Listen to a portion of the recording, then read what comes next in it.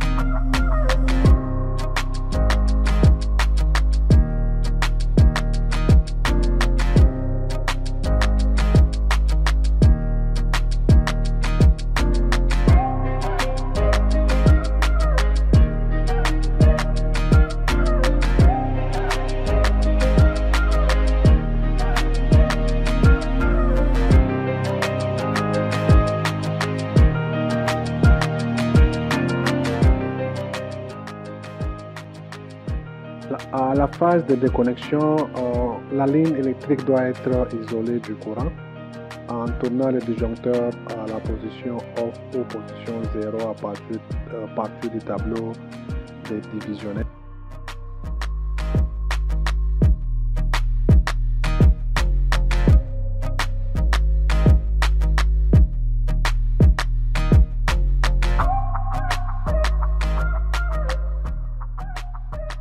Là, nous passons à la phase de démontage du variateur de sa boîte d'encastrement. On doit s'assurer de visser le deux vis et aussi de déconnecter le variateur du circuit électrique.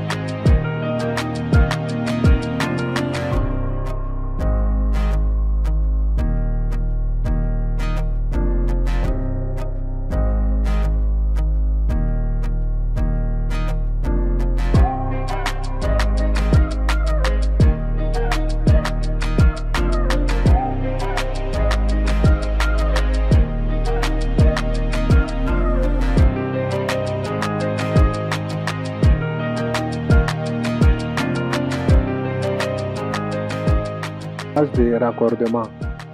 Ici, assurez-vous de bien faire une bonne connexion, une connexion impeccable. Et aussi assurez-vous, après avoir fait la connexion, de bien isoler le fil électrique. Et après, remonter le variateur dans sa boîte d'encastrement. À ne pas oublier de retourner, de visser ces deux vis qui les détiennent en place, et aussi retourner aussi la couvercle du variateur. Enfin, retourner aussi le bouton rotatif aussi en place.